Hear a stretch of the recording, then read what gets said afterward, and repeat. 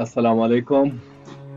تاسو په سکرین کې ګورئ څرنګه په وينډوز 10 کې د لیکلو لپاره پښتو ژبه اضافه کړو په انګریزي باندې. How can add Pashto language to Windows 10. په دې اړه دا ویډیو جوړه شوې هیله ده چې تاسو د پام وړ وګرځي. دا د نور کمپیوټر ټیکنالوژي لخوا تاسو ته وړاندې کیږي. د دې ژبې د اضافه کولو لپاره موږ وينډوز سیټینګ ته ضرورت لرو. وينډوز سیټینګ په دوه طریقو موږ خلاصو چې یو طریقه دا ده ټاسک بار کې نوټیفیکیشن ایریا کې دلته وګورئ تاسو آل سیټینګ په نامه باندې موجود ده. په دې کلیک کوو. یا هم دومره طریقه یې په سرچ وينډوز سرچ کې د SETTING ليکلو سره د سیټینګ اپس خلاصو. د دې په کلیک کولو سره اتومات موږ سیټینګ د وينډوز سیټینګ خلاصيږي. څنګه چې تاسو په سکرین کې ګورئ په دې کې هر هغه څه چې د وينډوز اړوند دي ټول د دې نه کنټرولېږي. نو موږ یوازې ټایم اینډ لینګویج ته ورځو. ټایم اینډ لینګویج باندې د کلیک کولو نه وروسته بل پاڼه خلاصيږي. په دې پاڼه کې تاسو وګورئ هوم او ډیټ اینډ ټایم او دا لینګویج باندې کلیک کوو. د لینګویج د لاندې برخه کې دلته مختلف سیټینګونه دي، هغه سره موږ کار نه لرو.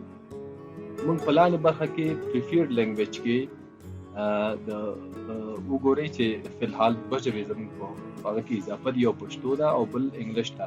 موږ د لینګویج په لیکلو سره چوز ا لینګویج ټو انسټال صفحه خلاصيږي چې په دې کې د نړۍ ټولې ژبې دي، تقریبا نږدې ټولې ژبې دي. په دې کې خپله ژبه انتخابو یا هم دلته ورته ټایپ کوو. موږ د غواړو دري اضافه کوو نو دلته ټایپ کوو DARI دري لس کې راغله. په دې باندې کلیک کوو. هغې نه وروسته نیکسټ کوو. د نیکسټ نه وروسته انسټال وهو او د انسټال نه وروسته ګورو چې په لس کې اضافه شوله، دري ژبه اضافه شوله. د لاندې ټاسک بار کې لینګویج بار کې ګورو دلته اضافه شوله. اوس موږ غواړو چې بیرته که یوه ژبه وغواړو چې ایسته کړو، د هغې اسانه طریقه دا ده چې په هغې باندې کلیک کوو. د کلیک نه وروسته موږ ته اپشن راځي. د اپشن سره خوا کې ریموو ده. دا ریموو باندې کلیک کوو. د باندې کلیک کولو سره هغه ایسته کېږي د لیست نه. وګورئ لاندې لینګویج بار کې هم نشته. نو دا به د ژبې د اضافه کولو ویډیو. نو یو یادونه که چېرته تاسو د ویډیوز په بعضې مواردو کې غواړئ معلومات ترلاسه کړئ نو موږ سره په کامنټ کې ولیکئ. موږ به انشاءالله د هغې اړوند تاسو ته ویډیو جوړوو.